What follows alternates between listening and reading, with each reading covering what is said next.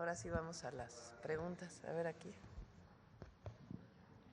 Qué bueno que me tocó primero para preguntarle de otro tema y que ya después le pregunten de lo que le quieren preguntar. Presidenta, me presento y perdón que le dé un poco de contexto, pero me lleva a mi primera pregunta. Me llamo Aaron Aragón y junto con Luis, mi socio, tenemos un medio independiente en Chihuahua, se llama Chihuas News. Estamos contratando 11 frecuencias de radio para poder llevar nuestro noticiero y también tenemos un portal digital. Ya llegamos a 62 de los 67 municipios. Nos faltan 5 porque ya no tenemos más riñones para empeñar, pero pronto vamos a conseguirlo.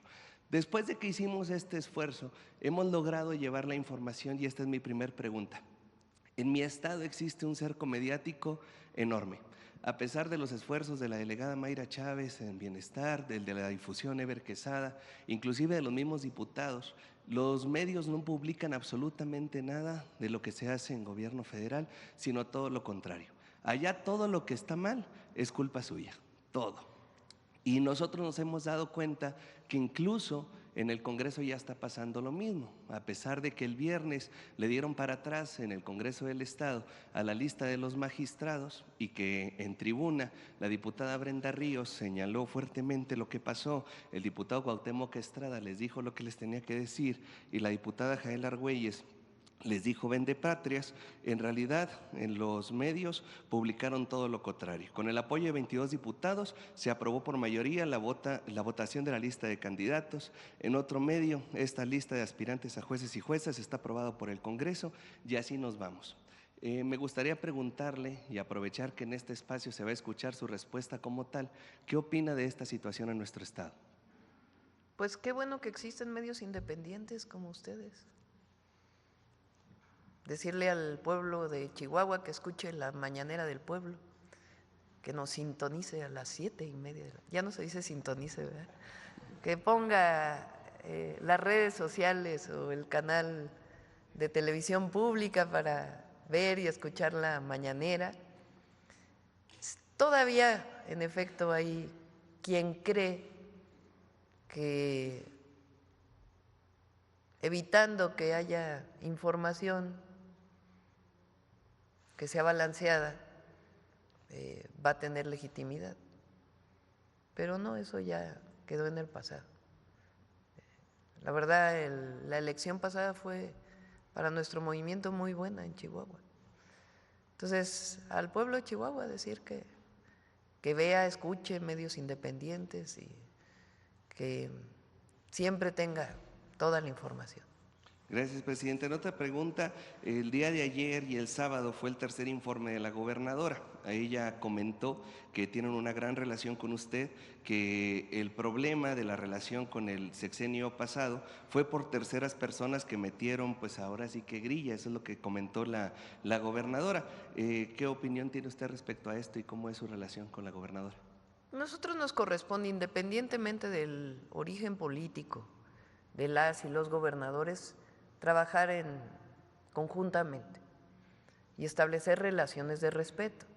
Cuando no hay relación de respeto, entonces se deja de atender como se debe atender a la gente. Ella gobierna Chihuahua y nosotros también gobernamos Chihuahua desde el gobierno federal. Entonces tenemos que coordinarnos. Es como ahora en Guanajuato. Hay un problema de inseguridad que todos conocemos en Guanajuato. Entonces, si hay buena voluntad de la gobernadora para coordinarse con el gobierno federal para atender este problema, pues vamos a colaborar. Distinto es cuando hay un gobernador o gobernadora que lo que quiere es permanentemente atacar políticamente y no poner por encima de todo a la población, a la gente. Entonces, hasta ahora en Chihuahua pues se ha trabajado conjuntamente y lo que esperamos pues es una relación de respeto y ya la gente toma sus decisiones cuando hay elecciones. Hablando de esa colaboración, hemos visto que en Ciudad Juárez pasa algo como lo que usted está comentando.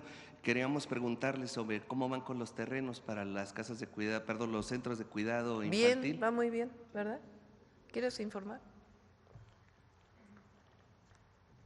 Sí, muchas gracias, presidenta. Efectivamente, el nuevo modelo de centros de educación y cuidado infantil, los CESIS, que es la evolución de las guarderías, la presidenta Claudia Sheinbaum determinó que fuera ya en Chihuahua y en particular en Ciudad Juárez, con un énfasis a las hijas e hijos de madres trabajadoras de la maquila, uno de los quizá segmentos más lastimados durante la época neoliberal, con salarios precarios, centros de trabajo que representaban ciertos riesgos y que ahora pues han decidido colaborar. Ahora, de los 12 centros de educación y cuidado infantil, 5 son con terrenos que nos donó la presidencia municipal. Lo recibimos el 28 de enero en donación y estamos en el proceso de escrituración, justo trabajando con la presidencia municipal. Son 5, 4 de ellos para centros de cuidado infantil de 250 lugares, uno que es un terreno un poco más pequeño, pero muy bien ubicados todos, ese es para 110 lugares, porque están cerca de los lugares donde viven las madres que trabajan en maquiladoras. Además, algo que nos pidió la presidenta y que trabajamos muy bien con el presidente municipal fue que se están construyendo 2 más por parte del DIF o con recursos del DIF federal y que iban a ser operados por el DIF municipal y que ahora se ha determinado que pasen a operación por parte del IMSS. El resto son los que estamos trabajando con la industria maquiladora para el modelo de CESI de prestación por empresa. Los primeros que comentaba son de prestación directa por el IMSS, ya no más subrogaciones, este desorden generalizado que llevó a casos como el de la guardería ABC, ahora son de prestación directa por el propio Seguro Social con sus propios trabajadores y trabajadoras. Muchas gracias. Presidenta, como le comentaba en el informe, la gobernadora agradeció bastante el apoyo federal y también en las declaraciones el presidente de Ciudad Juárez agradeció mucho lo que está pasando con esto. Preguntarle, porque mucha gente nos escribió en las redes sociales, ¿por qué escogió Ciudad Juárez para iniciar con esto? Pues hay una deuda histórica con las mujeres de Juárez.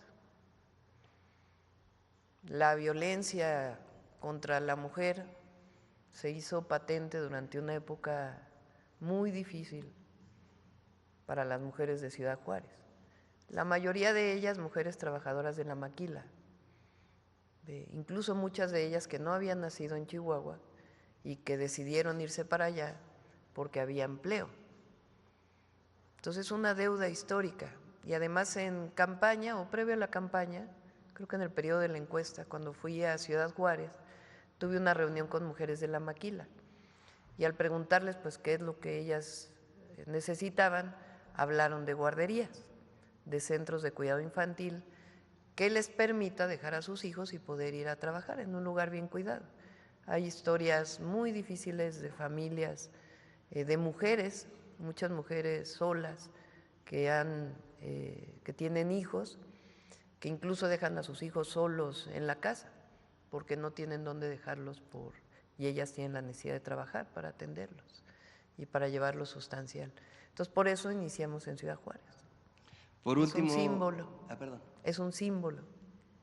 Por último, presidenta, como le comentaba ahorita, en su momento la diputada Brenda Ríos lo dijo en la tribuna local, criticó a los diputados de la oposición al gobierno federal por lo que pasó con la reforma, ya que allá la lista de los magistrados, el Congreso no quiso pasarla al IE, que sí quisieron quedarse con los jueces, pero con los magistrados no. Comentaron que son incómodos y también comentaron que pues quisieron filtrarlos. El exgobernador también se acusa a los diputados locales de que no quieren esta lista, ya que esposas y personas afines a ellos sí están en las otras listas. Entonces, preguntarle su opinión sobre esto.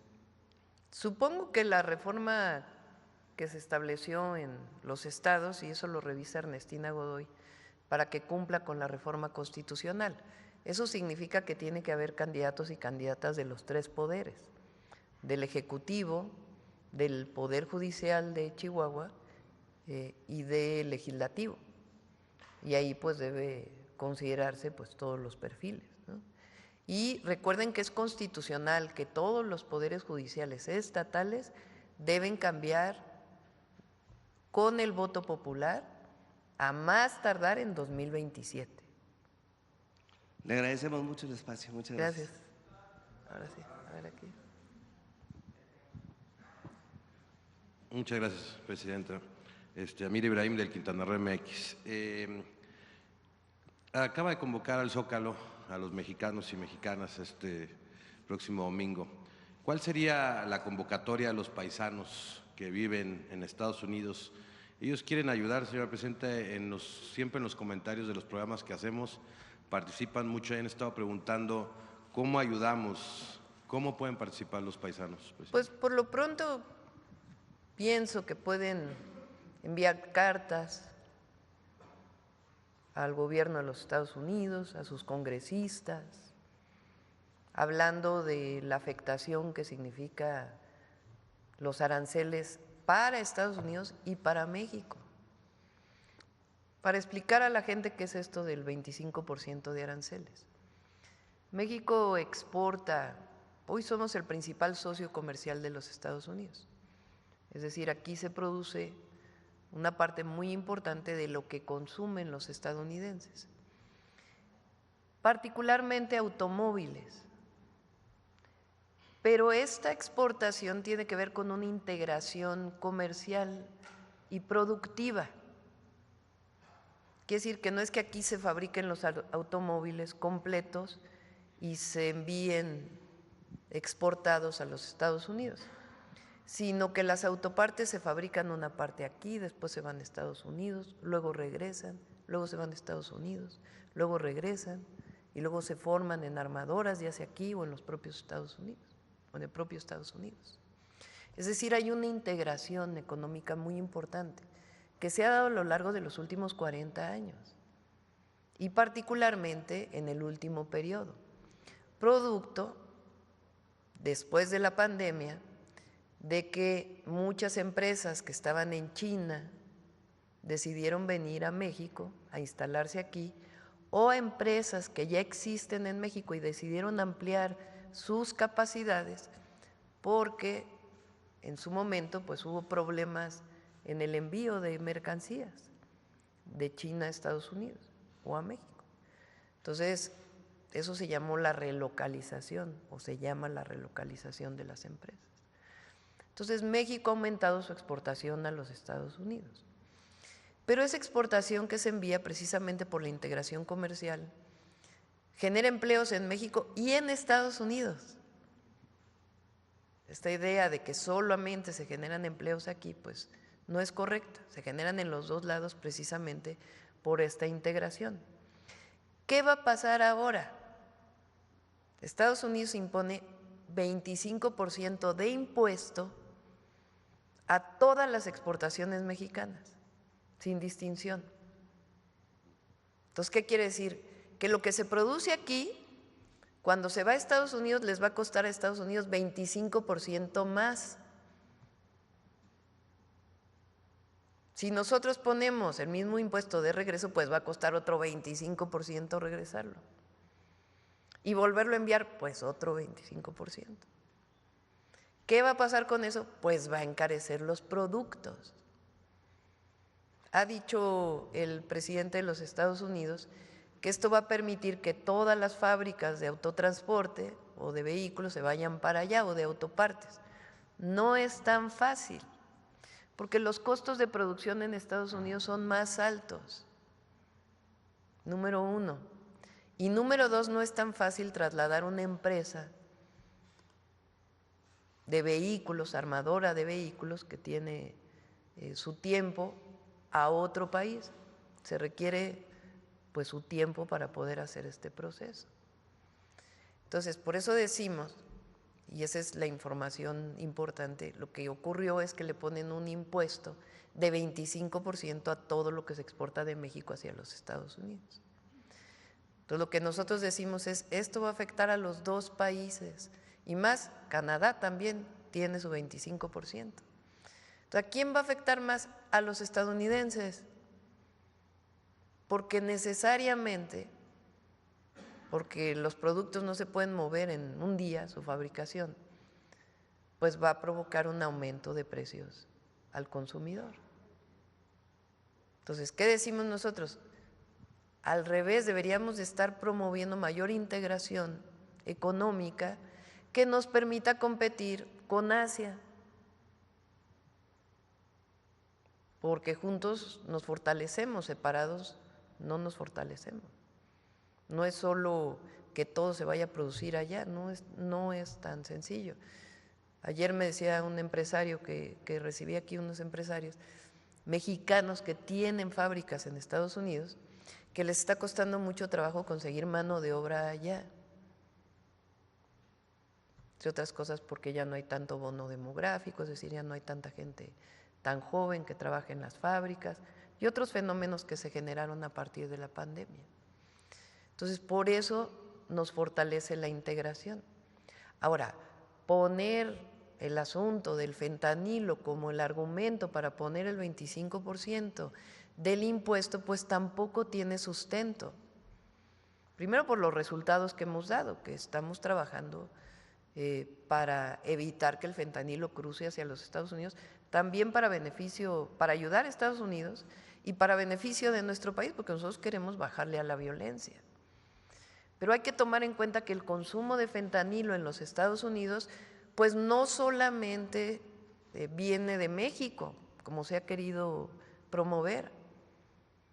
También los precursores de fentanilo entran por los puertos de Estados Unidos.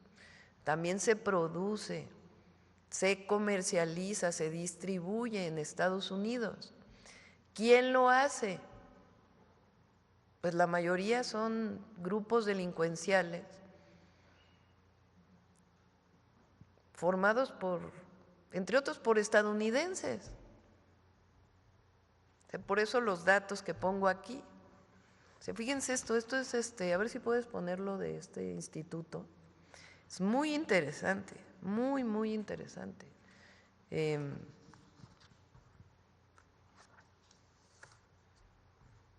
A ver si está ahí. Dice, datos de CBP. CBP es como aduanas y asuntos fronterizos. Es la institución que se encarga de eso en los Estados Unidos. Publicados en 2024 bajo una petición de información pública por un instituto que se llama el Instituto Cato, que es de Washington. Revelan que 80% de los detenidos en los puertos de entrada de Estados Unidos, o sea, de México a Estados Unidos o de Canadá a Estados Unidos o los puertos marítimos, entre 2019 y 2024 fueron ciudadanos estadounidenses. O sea, porque hay esta idea, es más, a ver, ponle abajo la parte que leímos hace rato.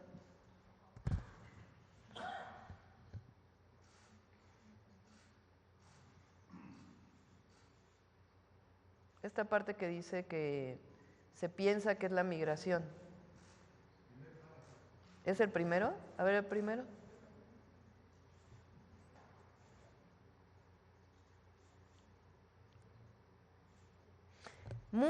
Fíjense esto.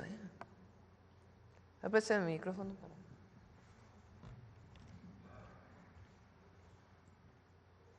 Este es un instituto de estos llamados grupos de trabajo, think tanks de los Estados Unidos en Washington. Fíjense su primer párrafo.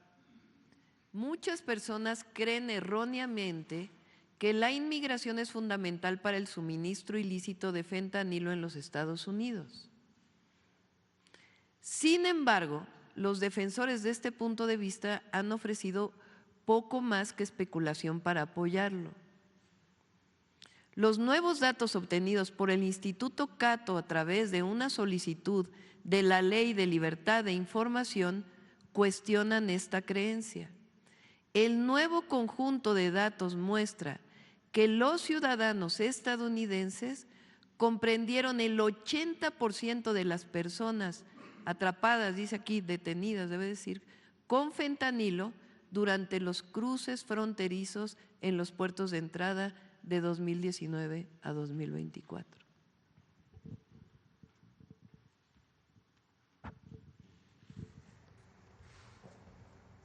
Es un delito llevar droga de un país a otro, ilícita.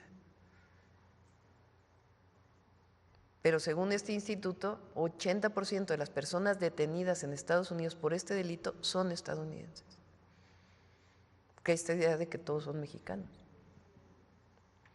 Ahora, ¿quién distribuye, quién comercializa la droga en Estados Unidos? Entonces, por eso decimos, vamos a coordinarnos, por supuesto que queremos coordinarnos. Cada quien que atienda su parte. compartimos información, inteligencia. Nosotros nos toca una parte en México y lo estamos haciendo. A ellos también les toca una parte de Estados Unidos. Y la otra muy importante, la crisis del consumo de opioides. Aquí está Alejandro Schwartz, que lo estudió mucho desde COFEPRIS. Tiene un origen en un fármaco que se promovió masivamente en los Estados Unidos. ¿Cómo se llama el fármaco? ¿Oxicodona? ¿Cómo, perdón? ¿Por qué no les platicas?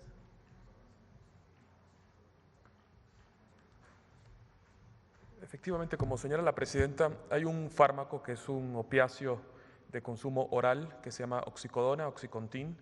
La FDA lo autorizó para que se pueda vender sujeto a una receta, pero por consumo oral, y esto es uno de los elementos descrito ampliamente en la literatura como el origen causal de la crisis de los opiáceos en Estados Unidos. O sea, ese medicamento contenía fentanilo y lo vendían en farmacias como si nada. Es un opioide, es un opioide. Sí, es un opioide sintético, pero lo importante es que es de consumo oral. Entonces, el acceso aumenta porque vas a la farmacia, lo compras y te lo tomas. Y fue autorizado por la FDA y está también documentado que esa autorización fue plagada de conflictos de interés. ¿Y para qué sirve ese medicamento? Para el dolor. Para el dolor. Medicamento para el dolor que empezaron a comercializar sencillamente en farmacias y enviciaron a su pueblo. Básicamente es lo que está diciendo. Así es. Cuando los médicos tratamos a un paciente con dolor, utilizamos se llama una escalera del dolor, en el cual si tú tienes un dolor leve le das paracetamol, ¿no? Y si tienes un dolor muy grande le das un opiáceo. Lo que sucedía con este medicamento es que pacientes con dolores leves les daban un opiáceo y no el medicamento que requería para el nivel de dolor que tenía. Esto hace una dependencia a este medicamento que cuando ya no lo requieres, pues lo tienes que seguir consumiendo. Muchas de las personas que están ahorita en esta situación, de drogadicción, ¿primero consumieron este medicamento? Pues, a ver, no necesariamente, pero algunos sí. No necesariamente, pero sí fue uno de los elementos causantes de la crisis de los opiáceos en Estados Unidos. Es decir, una persona iba al doctor porque tenía un dolor de espalda, que es la causa de consulta más común de los adultos. En vez de darte el paracetamol, que es el medicamento que requieres, o otro analgésico no opiáceo, como ya estaba autorizado un opiáceo oral, te daban el Oxycontin o el Oxicodona, te quitaba el dolor, pero te generaba una profunda dependencia. Muchas gracias. Es decir, hay temas de consumo de drogas que tienen que ver con un problema de salud pública, de atención a los jóvenes, requieren una atención integral. La campaña que hemos desarrollado aquí del fentanilo, que venía desde el presidente López Obrador, está acompañada de un número telefónico para atender, para que aquellas personas que tienen algún tipo de dependencia a una droga puedan salir de ello a partir de una atención integral. De tal manera que es desde la prevención hasta la atención integral lo que estamos haciendo. Eso no necesariamente existe en los Estados Unidos, entre otras cosas porque además no tienen un sistema de salud público realmente, es mucho menor que el nuestro. Con todas las fallas que tenemos nosotros tenemos 3 sistemas de salud pública que atienden a la población, allá no, nuestros paisanos lo saben. Entonces por eso decimos, no puede ser que el tema sea México es el responsable del consumo de opioides en los Estados Unidos. O sea, no, a ver, cada quien que asuma su parte de responsabilidad. Nosotros vamos a colaborar siempre, porque como lo he dicho, no queremos que el fentanilo llegue a ningún lado, fentanilo ilegal, ni a Estados Unidos, ni a México, ni a ningún lado, porque es una droga sumamente adictiva que hace un terrible daño y no queremos que ninguna droga llegue a ningún lado. Y en eso estamos trabajando, desde la parte de salud pública, prevención, hasta la parte que tiene que ver con todos los delitos que se cometen por el tráfico de las drogas. Entonces, por eso decimos, nos coordinamos, colaboramos. Esta semana tenemos pactada una llamada con el presidente Trump. ¿Qué día? Probablemente el jueves. Entonces, vamos a esperar también. De todas maneras, si ellos, como lo dije ayer, nosotros este plan ya lo tenemos desde hace tiempo, desde que entramos al gobierno. Es el plan que, en caso de que continúen los aranceles, vamos a anunciar el domingo en el Zócalo.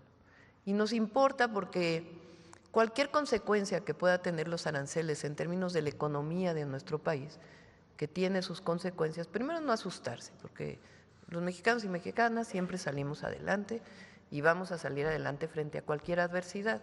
Y además juntos, y yo estoy convocando a que en esto entremos todos los mexicanos y mexicanas, a este desafío que se nos presenta. Pero la responsabilidad, como lo decía ayer, de los aranceles, pues es una decisión del gobierno de los Estados Unidos, una decisión unilateral del gobierno de los Estados Unidos. O sea, en estas semanas, en este mes, pues hubo varias reuniones, una reunión muy importante en Washington, llamadas telefónicas, una reunión muy importante en Washington, donde se tomaron acuerdos de coordinación para el tema de la seguridad, del tráfico de drogas y del tráfico de armas. Entonces, no es que haya habido una cosa de que nosotros no queríamos coordinar, no, al revés. Estamos trabajando, nos coordinamos siempre en el marco de nuestra soberanía. Entonces, ¿cómo en medio de un acuerdo de coordinación, pues hay una decisión del gobierno de Estados Unidos que de todas maneras se pone el 25% de aranceles? Entonces, esta decisión es una decisión unilateral del gobierno de los Estados Unidos. Nosotros nunca nos vamos a cerrar al diálogo, al contrario, siempre están las puertas abiertas, pero nosotros también tenemos que tomar nuestras propias decisiones para proteger a las industrias nacionales y extranjeras que están en México y para proteger a nuestro pueblo. Y no queremos entrar en una guerra comercial, nadie está… Eso solo afecta a la gente, solo afecta a la gente. Para no salirme del tema, Presidenta, ¿a qué atribuye usted, si los datos no acompañan al presidente Trump en cuanto al fentanilo y este tipo de situaciones? Y además, pues se ha visto una estrategia de seguridad a partir de que usted asumió el mando del país muy fuerte y han estado capturando, digamos, personas del crimen, y estos 29 que se fueron también para Estados Unidos. Y no acompañan los datos. ¿A qué atribuye usted la decisión unilateral? ¿Por qué cree, si no es el fentanilo, a qué se le atribuye? Y como pregunta, otra pregunta aparte, en mi estado, Quintana Roo, tenemos mucha relación con personas americanas. Llegan 30 millones de turistas a nuestro estado al año, y muchos de los prestadores de servicios, muchas de las personas del pueblo de Quintana Roo, que son meseros, que tienen relación con el pueblo, pues con los americanos y con los canadienses, si les podría dirigir algún mensaje en cuanto a pues cómo tratarlos, cómo atenderlos, y cómo sería como el mensaje de solidaridad con ellos, porque no creo que todo el pueblo americano esté a favor de estas medidas contra el pueblo de México. Al contrario, somos un pueblo, y en Quintana Roo yo lo veo todo el tiempo, que somos un pueblo amigo, que nos llevamos muy bien con ellos, todo el tiempo estamos en constante buena convivencia, ¿no? ¿Y cuál sería como el mensaje al pueblo de Quintana Roo, que atiende a muchos americanos, y a qué atribuye usted el tema de Trump? Gracias, presidente. Pues siempre hay que hacer nuestro trabajo con respeto a todas las nacionalidades. No es un tema del pueblo de Estados Unidos. Por ahí hay una encuesta, a ver si la encuentran, no sé dónde la vi, no sé si es de Reuters, que dice que un porcentaje muy alto de estadounidenses están en contra de ponerle aranceles a México. A ver si la encuentran. Sí, es de Reuters, ¿no? A ver si la encuentran para poderla poner. Y han salido también, bueno, de ayer a hoy, fíjense, luego se notó en la bolsa de los Estados Unidos el impacto del anuncio. O sea, no es solamente un asunto del impacto que puede tener en México, sino el impacto que tiene en los Estados Unidos. Tan es así que en pocas horas hay una cantidad de instituciones, de cámaras de comercio, de gobernadores, de legisladores en Estados Unidos, de presidentes municipales, de condados, que dicen, esto nos va a hacer mucho daño a nosotros. O sea, muchos estadounidenses, empresarios estadounidenses que dicen, no tiene sentido poner el 25% de arancel a las exportaciones de México a Estados Unidos. Entonces, no, en eso hay que ser. Y la otra es, el presidente Trump ayer dijo que me respetaba, lo dijo así y además se ha referido a mí de diversas maneras y se lo agradezco, la verdad. Y yo también lo respeto. El asunto es que encontremos la forma de colaborar, de coordinarnos, sin subordinación de nadie, para beneficio de nuestros pueblos. Entonces siempre vamos a poner eso por encima de todo. No ayuda esto ni a ellos ni a nosotros. Se hicieron muchas propuestas sobre la mesa en temas comerciales. Repito, se llegaron a acuerdos muy importantes en la reunión sobre seguridad. Entonces es mucho mejor irse por ese camino de la coordinación a este camino de imponer unilateralmente aranceles, pues que nosotros también vamos a tener que responder. Pero eso no ayuda a nadie. En caso de que la llamada del jueves llegue a un acuerdo de suspender los aranceles y esto, la convocatoria del domingo se cancelaría. Vamos a ver cómo está. Yo creo que de todas maneras hay que reunirnos, hay que dar información. Entonces Es muy importante. Nosotros venimos de ahí, de la plaza pública. Venimos de informar a la gente desde abajo.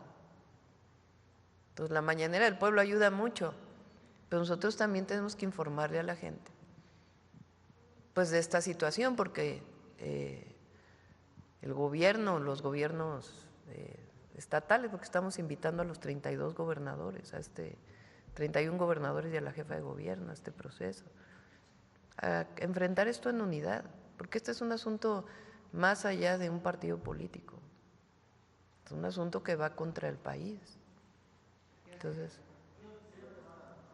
no tenemos todavía exactamente la hora, pero ya les estaremos informando y esperemos pues que sí se dé la llamada, porque siempre el diálogo ayuda, siempre.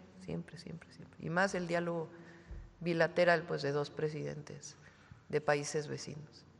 Muchas gracias, presidenta. Sí, aquí.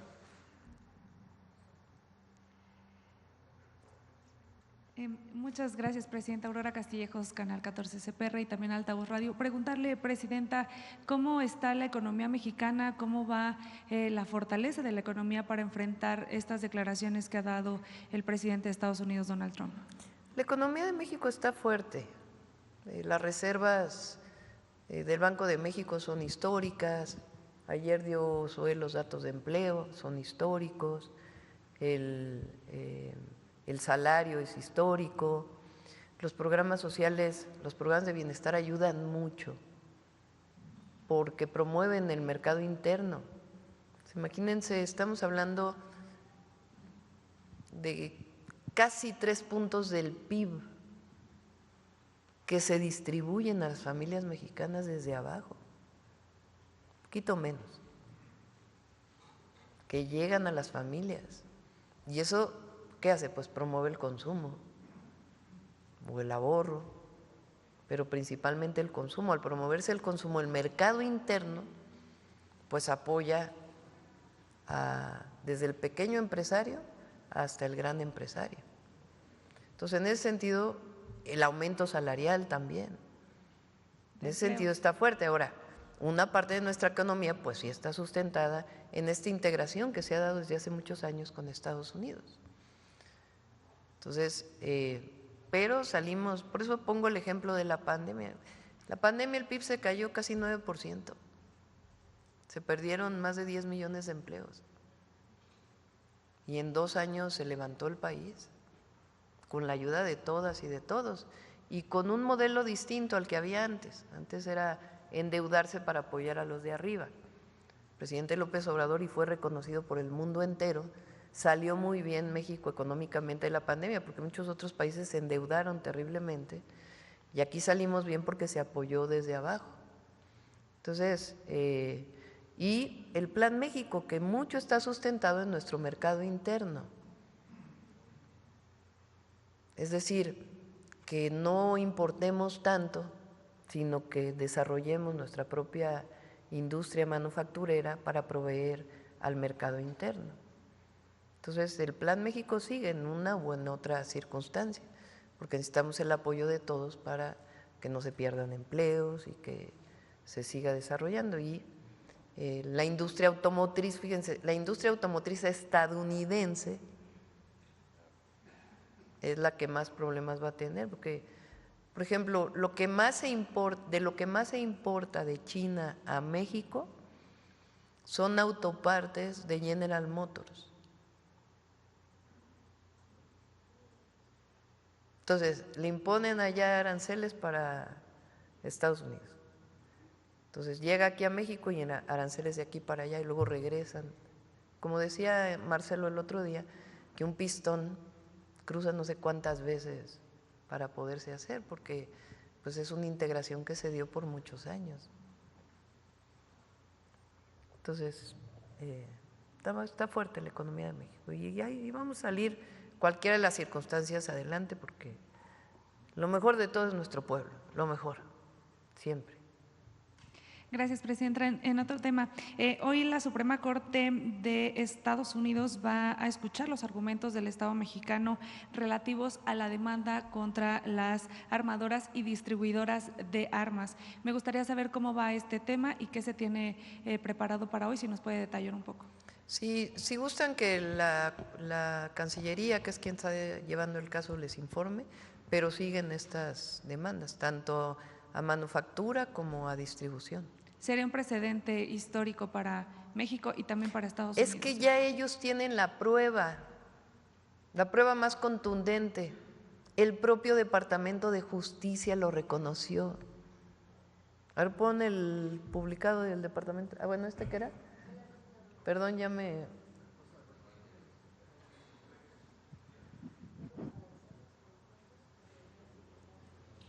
¿55%? ¿Qué es? No, pero yo vi uno que era el 70%. A ver si me lo encuentran por ahí.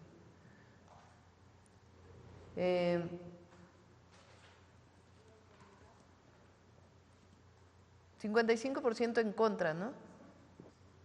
Bueno, en esta ya es 55% en contra, y hay otra que vi que 70% está en contra, en este caso es 55%. Ponlo del Departamento, a ver si lo tienen, de Justicia de Estados Unidos del 8 de enero. El 8 de enero, apenas el 8 de enero, el Departamento de Justicia de los Estados Unidos reconoció que el 74% de las armas incautadas en México provienen ilegalmente de los Estados Unidos. La Fiscalía, aquí lo informó el fiscal, tiene también carpetas relacionadas con eso, con cada arma.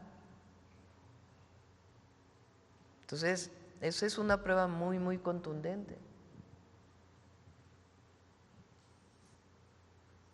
A ver si me encuentran el pedacito donde dice que el 74%.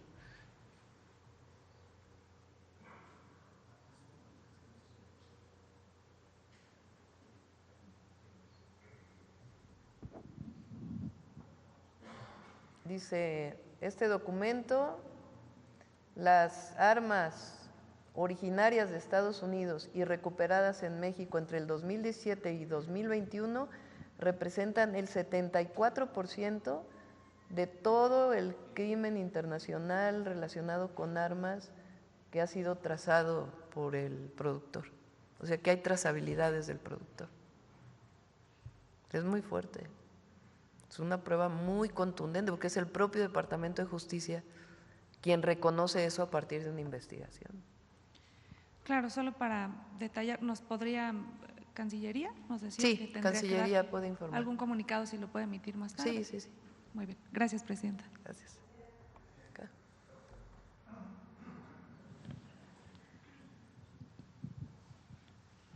Hola, Presidenta, ¿cómo está? Buenos días. Buenos días. Luis Ángel Marín, de Radio Resultados. Pues primero preguntarle el tema de salud.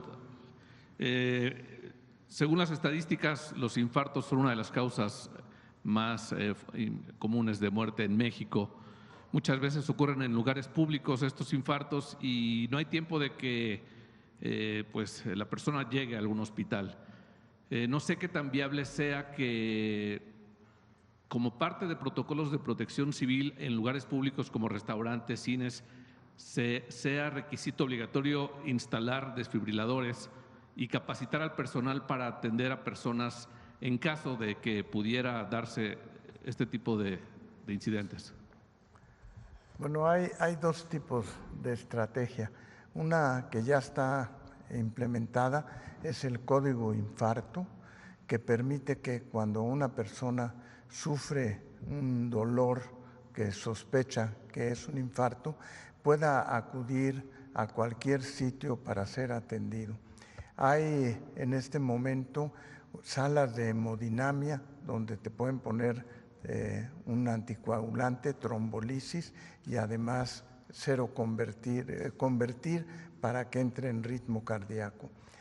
Sí estamos estudiando la posibilidad de que no en cada restaurante ni en cada sitio, pero sí en sitios públicos como son, por ejemplo, los aeropuertos, como son edificios en donde existe una gran concentración de gente, puedan existir aparatos para desfibrilar a una persona que sufre arritmia y que pueda ser trasladado con el código infarto para ser atendido. Existe ya el proyecto para eso y, como digo, el código infarto ha salvado muchas vidas ya en México. Pero en el caso de los lugares públicos, muchas veces por el tráfico, por la dificultad de accesos, ¿una reacción inmediata podría salvar vidas, doctor? Sí, sí puede salvar vidas, definitivamente. Un infarto puede ser súbito, puede fallecer en ese momento, pero generalmente el infarto tiene unas horas a donde, si se actúa adecuadamente con el código infarto, se puede lograr una sobrevida importante. Muchas gracias, doctor. Y las salas de hemodinamia también, ¿no? Sí. No sé, eso es, o tú, David, no sé, ¿quieren comentar eso? Eso es importante. Claro que sí. Sí, adicional a lo que comentaba el doctor Kersenovich, del código infarto para tener estos medicamentos y los equipos de los trombolíticos en el primer nivel de atención, no solamente en los hospitales, sino se hizo un esfuerzo enorme y se ha seguido avanzando en todas las instituciones para que en cada hospital o centro de salud se cuente con los medicamentos trombolíticos, con la capacitación del personal y el equipo necesario para ganar tiempo y llegar a las salas de hemodinamia. Uno de los principales problemas que se tenía es que no se contaba con salas de hemodinamia públicas en estados completos. Se tenían que plantear traslados muy largos que a veces pues ya no daba tiempo para poder atender con este intervencionismo cardíaco a los pacientes que entraban por infarto.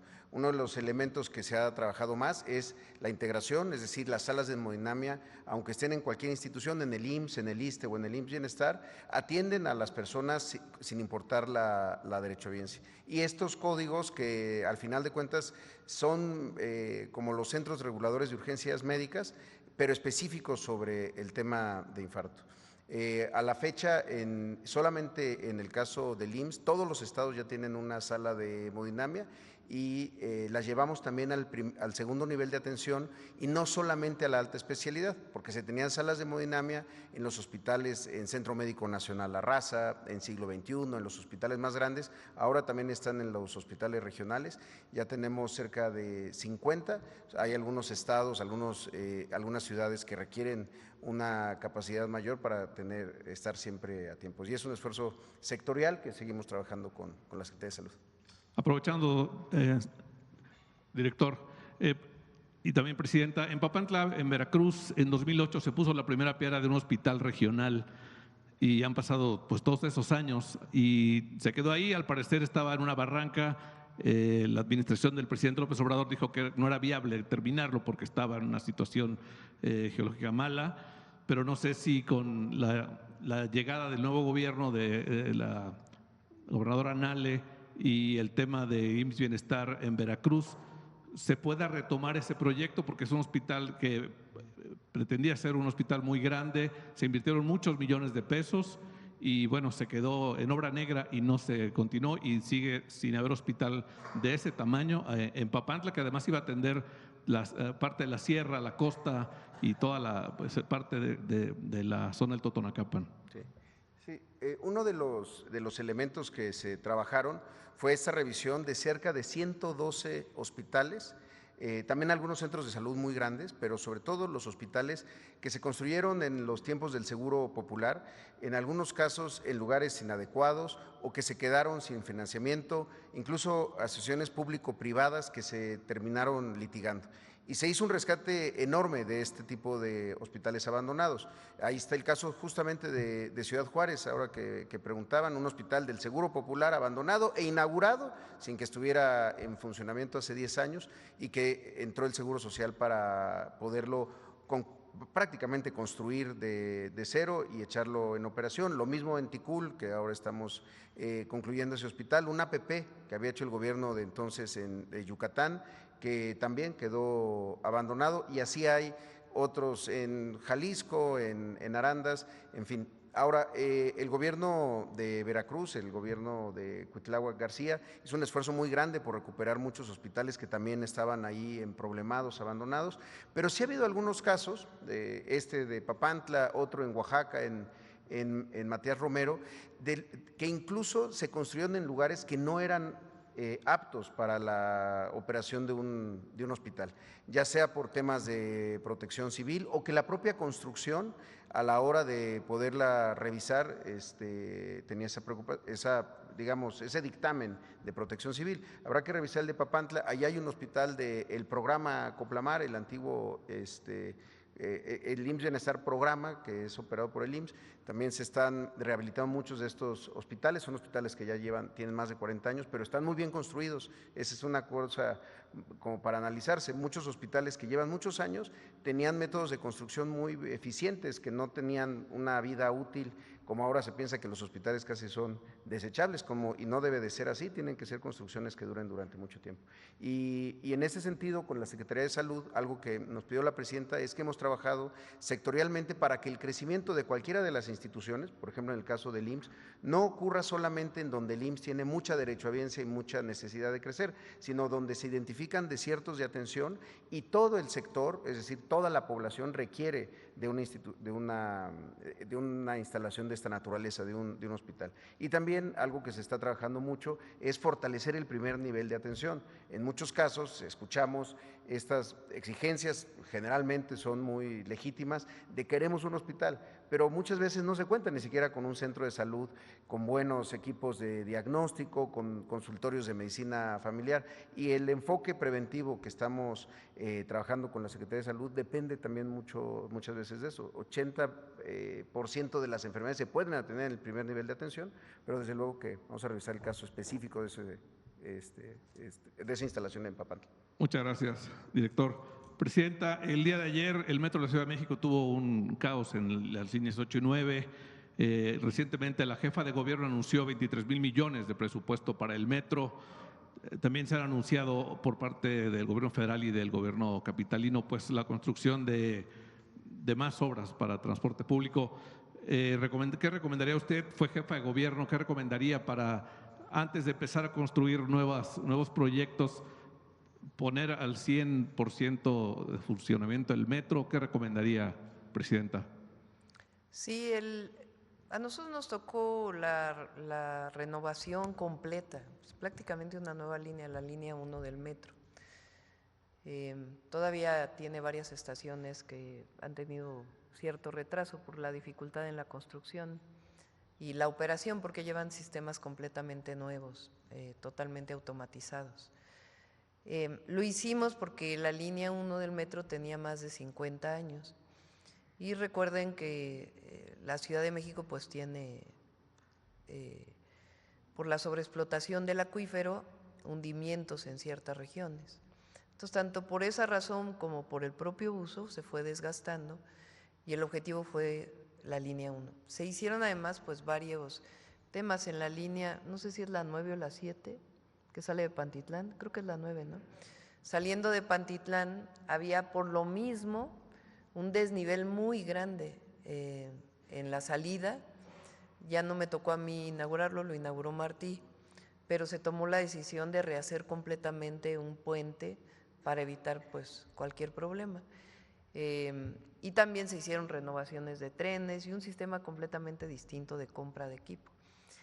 El metro pues requiere su mantenimiento y sobre todo su rehabilitación, digamos, mayor en muchas de las líneas que ya tienen mucho tiempo. Por ejemplo, la línea 3 requiere nuevos trenes, la línea A, que es la que va por todo Zaragoza, requiere una renivelación. Si ustedes van por Avenida Zaragoza, por Calzada Zaragoza, tiene como vados que son producto justamente de estos desniveles por la sobreexplotación del acuífero y los hundimientos.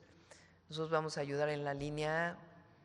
Se va a terminar la línea 12 del Poniente, que lleva muchísimos años sin poderse terminar, y el interurbano que llega hasta Observatorio. Pero está haciendo muy buen trabajo, Clara, muy buen trabajo. La última pregunta, en el tema de aranceles, en el tema de Trump. Prácticamente Trump está instalado en una posición de ser villano del mundo. La forma en que trató a Zelensky fue lamentable. La forma que quiere convertir la Franja de Gaza en un centro turístico inmobiliario también es terrible después de todo lo que ha pasado con las matanzas de niños en Gaza, en Palestina. Y ahora pues los aranceles que desestabilizaron las bolsas. Estamos pegados a Estados Unidos, tenemos una dependencia comercial muy fuerte de nuestras exportaciones, casi el 80% son para ese país. Tomando en cuenta estas decisiones de Trump, que parecen ser así como de una película de Marvel, como está pasando en Capitán América, que el presidente está manipulado, o sea, vi la película y dije, güey, qué cosa qué comparación tan fuerte. Y diría, presidenta, ¿cómo evitar desconectar tanta dependencia comercial con Estados Unidos, buscar acuerdos comerciales? Europa está también muy molesta por esta situación. Muchos países, todo el mundo está prácticamente en contra de las decisiones de Trump. Presidenta, gracias. Sí, a nosotros nos corresponde respetar al presidente Trump. Finalmente es electo por su pueblo y nos toca respetarlo, aunque no estemos de acuerdo en muchas de las decisiones que toma, particularmente las que afectan a México. Pero buscamos siempre un diálogo, una coordinación, siempre. Independientemente de cualquier tema, nosotros tenemos que buscar la coordinación, además por la protección también en los mexicanos que están del otro lado de la frontera, que es muy importante para la propia economía de Estados Unidos, como lo hemos dicho muchas veces, y además saludamos a nuestros paisanos. De consolidarse este tema de los aranceles, hay que hacer una evaluación muy importante de la diversificación geográfica de la economía mexicana. Porque durante 40 años, esa es, digamos, la fortaleza de los tres países, Canadá, Estados Unidos y México. Tiene una fortaleza la región Norteamérica por su tratado, que nos ha permitido crear empleo en los tres países, mejorar el bienestar y competir de mejor manera con otras regiones. Ahora, al poner 25 de aranceles, pues en realidad se está violando todo el tratado comercial, ¿verdad? Que también pues tiene su parte jurídica que hay que encaminar. Entonces México, además del Plan México como estaba planteado, pues tenemos que estar pensando también en fortalecer la inversión en nuestro país, porque es eso principalmente. México, parte del problema que tenemos, fíjense, aumentaron las exportaciones en 8, 9% anual en los últimos 4 años. Pero nuestro PIB no creció en ese porcentaje. ¿Por qué razón? Uno, porque muchas son empresas extranjeras cuyos ganancias se los llevan fuera de México. Esa es una parte importante. Otra, porque nosotros importamos casi lo mismo que exportamos en términos monetarios. No hemos fortalecido la producción nacional. Entonces, este es un tema incluso que venía desde el presidente López Obrador, el fortalecimiento de la inversión en México. Entonces, de darse ya de manera permanente los aranceles, pues nosotros teníamos que plantear también pues la inversión en México de otras empresas, ¿no? Para el mercado interno, más allá de la exportación, para el mercado interno. Es que durante años se hizo, México es el país que más tratados comerciales tiene del mundo. Y bueno, puede tener sus ventajas, pero también tiene sus desventajas. Tenemos tratados comerciales con Vietnam, con Malasia, con otros países,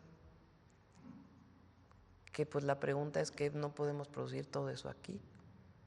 Presidente, en caso de que haya falta de venta, o se paren las exportaciones de productos mexicanos, ¿habría apoyo para productores de aguacate, pues otros productos? El apoyo tiene que venir de abajo. Eso fue una demostración muy importante del periodo del presidente López Obrador. Y tenemos que encontrar otros mercados. Pues el aguacate mexicano es buenísimo. Entonces sí, el mercado estadounidense pues está muy cerca, va para allá, pero muchos otros lugares pueden querer el aguacate mexicano, no solamente. Y las otras exportaciones agrícolas que tenemos también, también pueden irse a otros lugares, ¿no? Y también podemos recibir importaciones de otros lugares en caso de que se suban aranceles de ciertos productos, ¿no? Muchas gracias, Presidenta. Sí.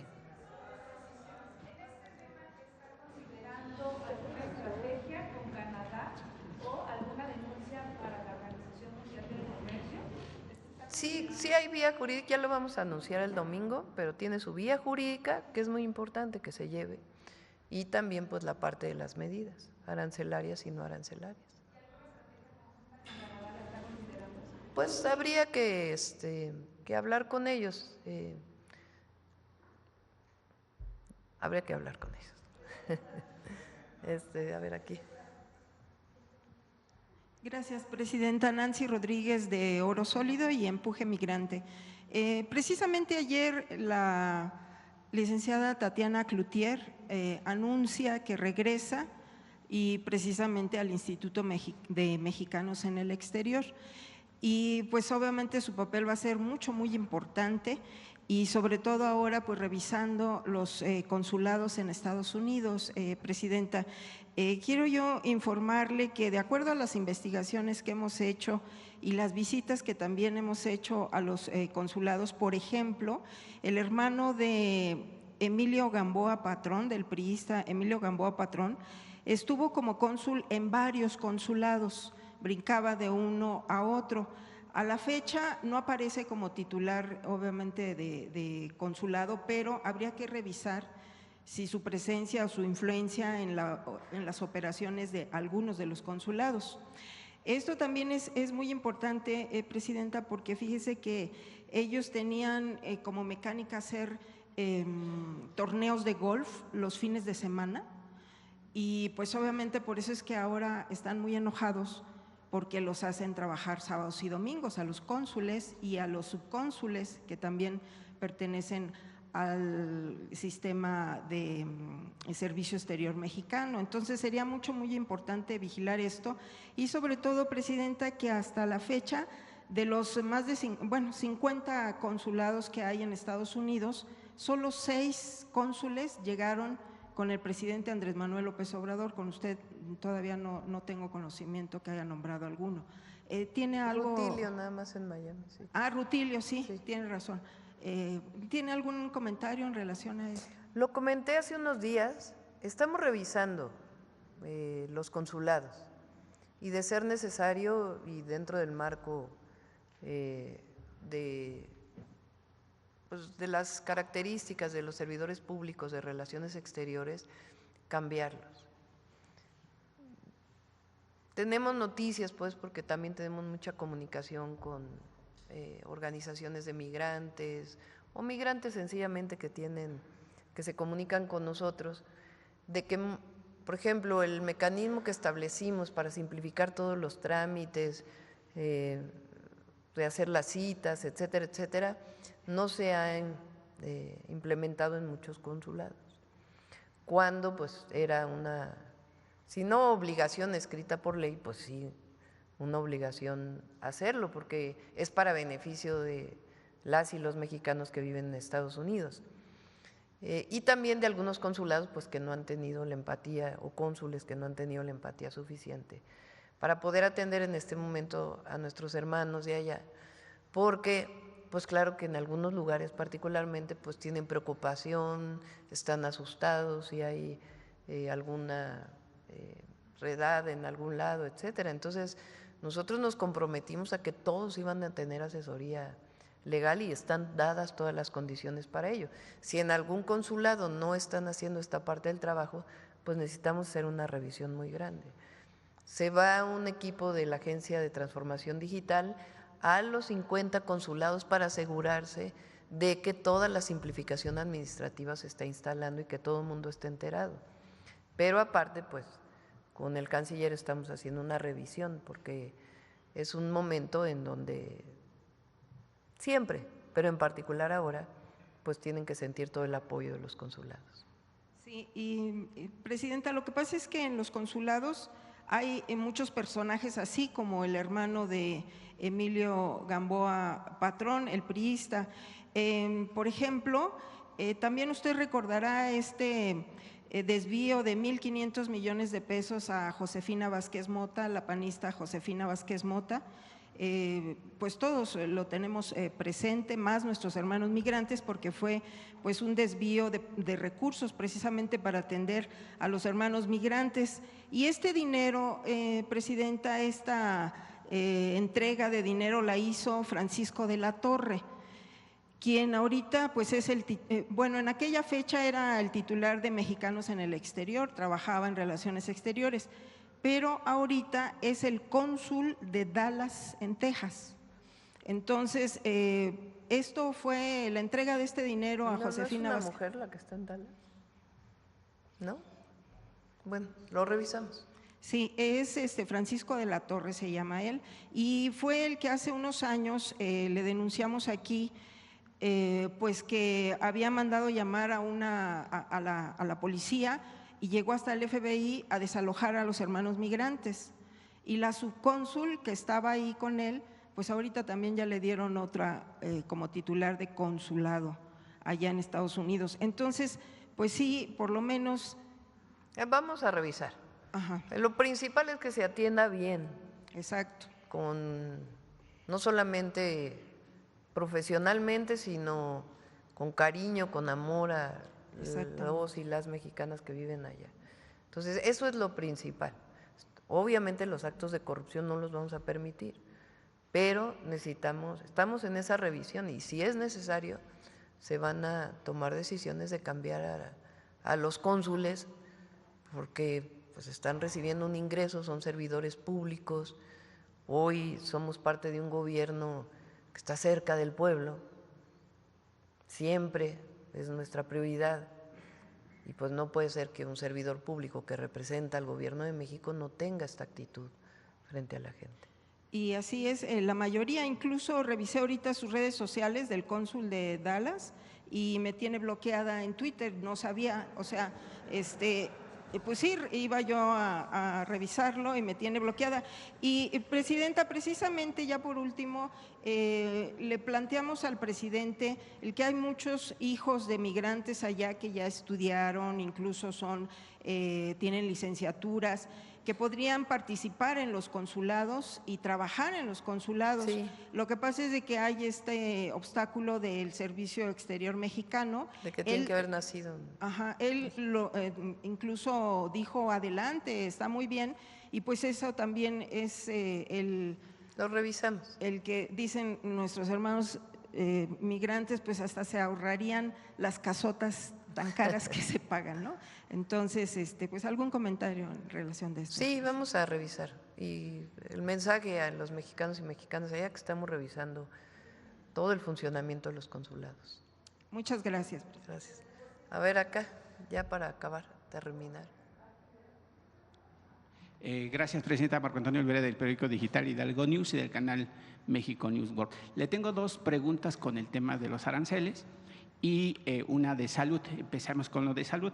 Si me lo permite, en el estado de Hidalgo se acaba de dar a conocer a través de la Auditoría Superior de la Federación que Omar Fayad, ahora embajador de México en Noruega y ex gobernador del estado de Hidalgo, bueno, pues no entregó un hospital ubicado en San Agustín Tlaxiaca con un valor de 500 millones de pesos y hoy obviamente pues no se puede integrar al IMSS Bienestar. Ahorita que está aquí Zoe Robledo, quisiera saber si me permite que nos explique qué está pasando con ese hospital y ese desvío de dinero y que además, bueno, premiar a un corrupto como Omar Fayad con una embajada en Estados Unidos es terrible, presidenta, porque en el hospital, por ejemplo, en el hospital de mi pueblo, que es de San Agustín, pues yo le puedo asegurar y le firmo un papel en blanco que usted no va a encontrar una jeringa ni un paracetamol.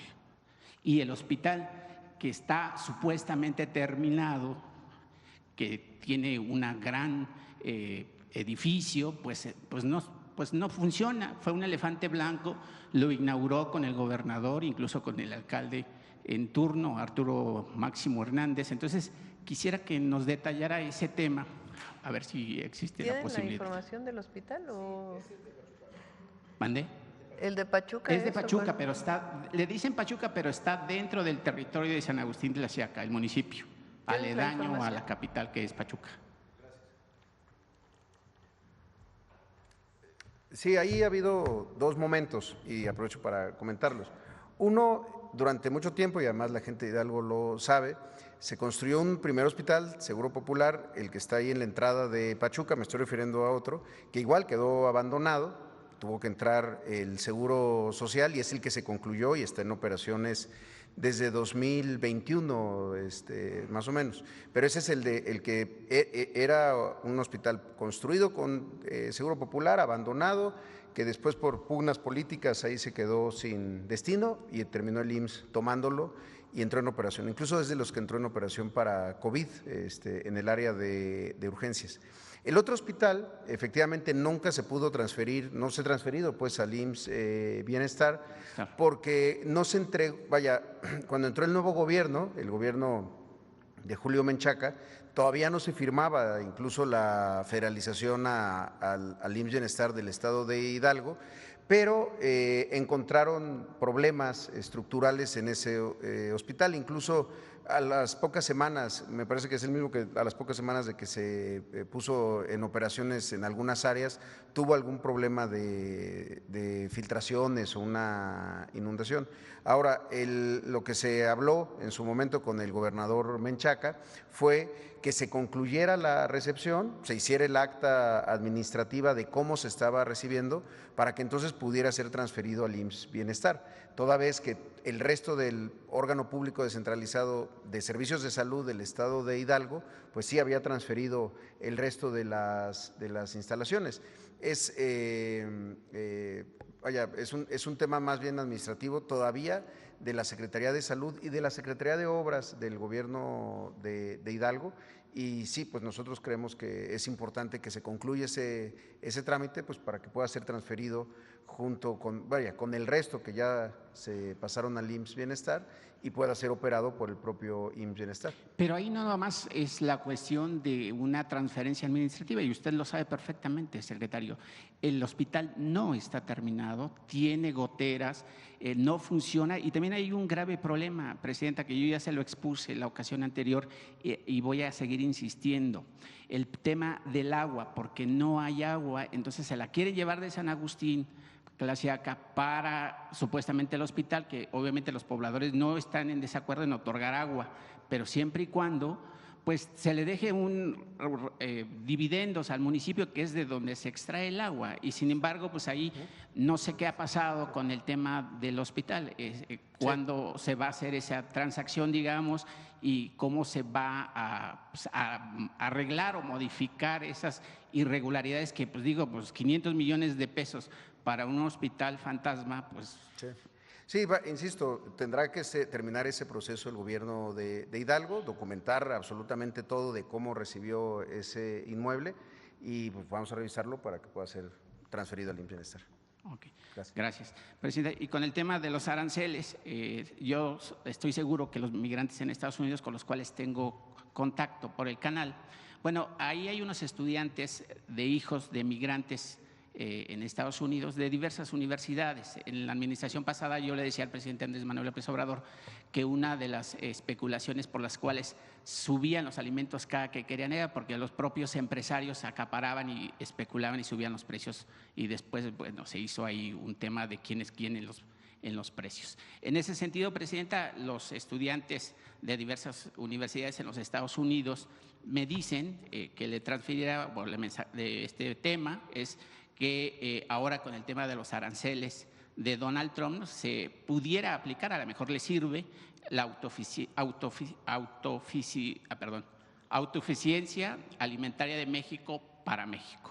2, redireccionar la inversión para un proceso propio de industrialización del campo, la pesca, alimentos e infraestructura en agua, energía y transporte. Y 3, considerar un crecimiento de la demanda interna, de lo que usted siempre está hablando, por medio del aumento de salarios, no del 12%, sino del 20%, para obviamente seguir impulsando la economía de abajo, la de la que usted habla, de los pequeños y medianos empresarios, que al final del día, pues ellos son los beneficiados también de recibir, por supuesto, este apoyo financiero. Ya no es necesario darles una bolsa de 20 o 50 millones de dólares para que ellos trabajen y la gente de abajo pues siga teniendo nada. En ese sentido, Presidenta, no se trata de cerrar las barreras de la frontera de México, pero tampoco de mantener la economía mexicana condicionada al comercio exterior con los Estados Unidos. Y para sustituir un nuevo polo de desarrollo en el concepto de la multipolaridad que ya está en marcha. Medidas de emergencia inmediata con el tema de los aranceles. Implica que México debe contemplar la posibilidad de comercializar de manera internacional nuestro producto, lo que producimos aquí, por supuesto, a través de nuestra propia moneda u otros, y ya no dependiendo directamente del dólar, al margen del dólar. Y esa sería la segunda pregunta, Presidenta, o ese sería el mensaje. ¿Qué podría opinar al respecto? Sí, de mantenerse los aranceles. Que, repito, nosotros no vamos a cerrar la puerta del diálogo, porque es importante, fundamental. Y además, la economía de México está muy integrada y nos fortalece el tratado. Es una estrategia diversificada lo que tenemos que hacer y por eso el Plan México, que se sustenta mucho en fortalecer el mercado interno y la producción en nuestro país y también exportaciones a otros lugares, no solamente a los Estados Unidos. Ahora hay industrias que están muy integradas, como la automotriz, por ejemplo, que esa es muy difícil que deje de estar tan integrada como está, incluso hasta con el 25% de aranceles, precisamente por esto que menciono. No es tan fácil llevar una planta de México a los Estados Unidos, el incremento también de costos de producción que eso va a tener, más las inversiones que eso significa, qué trabajadores van a trabajar allá en los Estados Unidos. Es decir, son varios factores. Entonces, de todas maneras va a seguir habiendo intercambio comercial, pero nosotros tenemos que reorientar pues también la visión a una mayor diversificación. Y la última pregunta, si me lo permite, en la administración del presidente Andrés Manuel López Obrador se firmó el Tratado de Libre Comercio, donde obviamente estuvo Donald Trump y por supuesto el primer ministro Justin Trudeau. En ese entendimiento o pláticas, bueno, pues Estados Unidos ya pretendía sacar de la jugada a Justin Trudeau, que obviamente es el representante de los canadienses. Sin embargo, el presidente Andrés Manuel pidió que se incluyera ese acuerdo trilateral. Hoy, pues Trump impone unos aranceles de manera autoritaria. Yo no sé si el Tratado de Libre Comercio deja de funcionar como tal luego de esta imposición de aranceles, porque pues prácticamente pues dejó fuera de la jugada este acuerdo trilateral. Sí, pues en realidad es un hecho. Al poner 25% de aranceles, pues está totalmente fuera del tratado. Entonces, ¿queda fuera de la jugada este acuerdo trilateral comercial? De mantenerse así los aranceles, pues de todas maneras, Estados Unidos habla de seguir renegociando el tratado. Entonces, por eso tiene que haber diálogo. Entonces, en este caso, pues tiene que haber diálogo al más alto nivel, porque en este mes hubo diálogo también de alto nivel, porque el secretario de Estado de los Estados Unidos y el secretario de Relaciones Exteriores, la fiscal de Estados Unidos y el fiscal general de la República de México, pues son personas de muy alto nivel y se llegaron a acuerdos, pero pues ayer nos dan esta noticia, entonces pues tiene que ser un acuerdo de presidentes, ¿no? Entonces, por eso digo que no hay que cerrar la puerta nunca del diálogo y estar manteniendo, pero nosotros también, en caso de que se mantengan estos aranceles, pues nosotros también vamos a tomar medidas que protejan a nuestra economía. Gracias, presidenta. Buenos días. Bueno, cerramos, compañeros, compañeras, cerramos. Son 9:16, ya mañana es otro día. Mañana seguimos con la Mañanera del Pueblo. Muchas gracias a todas y a todos. Buenos días, buenos días, buenos días. Mañana, buenos días.